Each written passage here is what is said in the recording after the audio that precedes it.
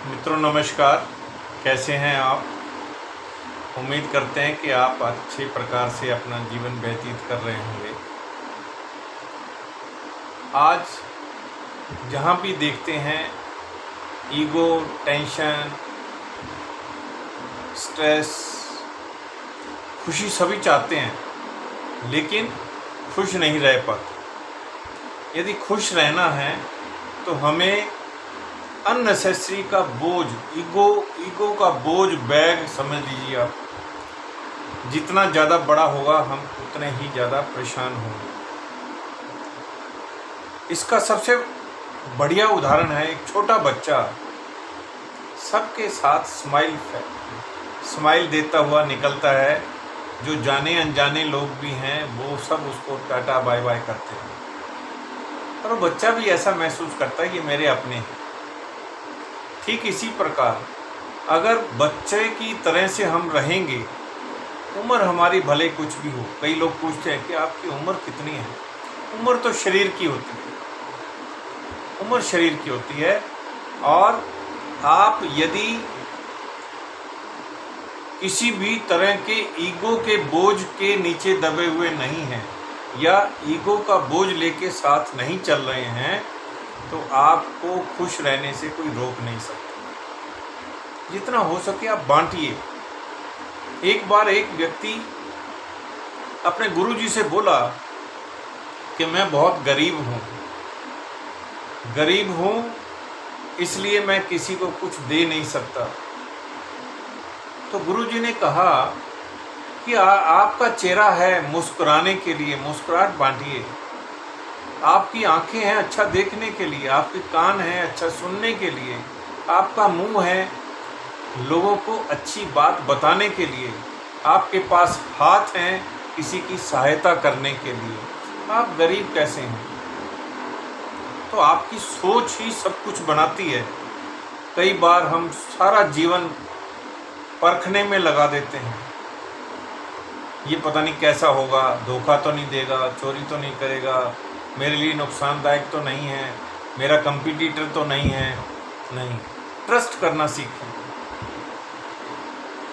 जब तक हम किसी पे ट्रस्ट नहीं करेंगे, जब तक हम सामने वाले की सहायता करने के लिए नहीं चलेंगे, तो ना तो हमें दुआएं मिलेगी, ना हमें एक्सपीरियंस मिलेगा, और ना ही हमारी एक्टिवनेस बढ़ेगी।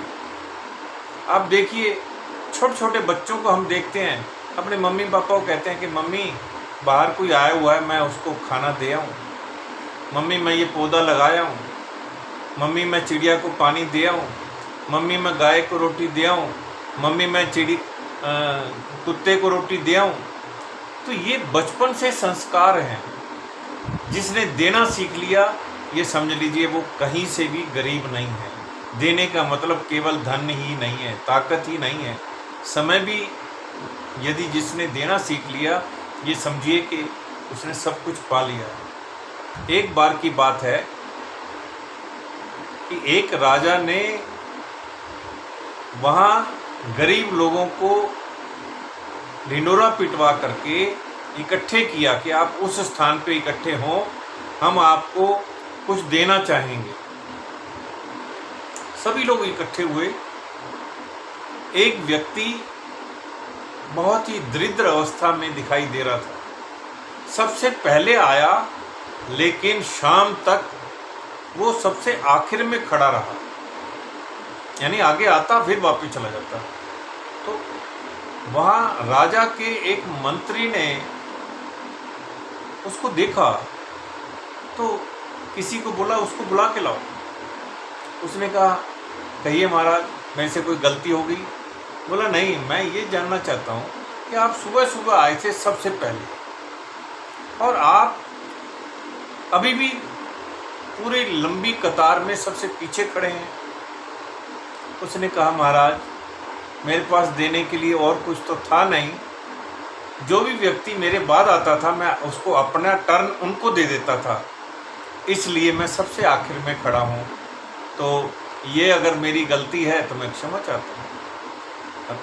वो मंत्री सुनकर इतना खुश हुआ कि वो बात उसने राजा तक पहुंचाई तो उसे अपने दरबार में राजा ने खुश होकर के उसके एटीट्यूड को देख के, सोच को देख कर कि क्या हुआ अगर पैसा नहीं है, ताकत नहीं है,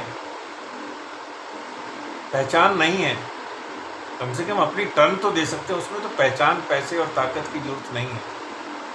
तो मित्रों, यदि हमारी सोच सही है, स्वस्थ रहना चाहते हैं, खुश रहना चाहते हैं, मस्त रहना चाहते हैं, व्यस्त रहना चाहते हैं, तो हमें कुछ ना कुछ देने की आदत डालें।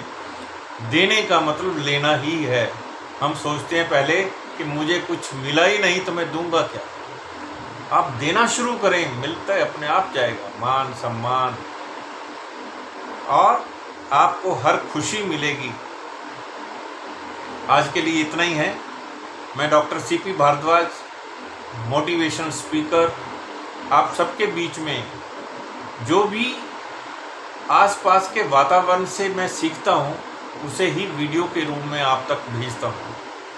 यदि आपको ये पसंद आए तो मेरा YouTube चैनल और वेबसाइट से जुड़ सकते हैं, और चाहें तो हमारी सेवाएं आप अपनी इंडस्ट्री में, हॉस्पिटल में, कंपनी में, स्कूल, कॉलेज, यूनिवर्सिटी में भी ले सकते हैं, क्योंकि मैं एक गैप को फिल करने के लिए हूँ।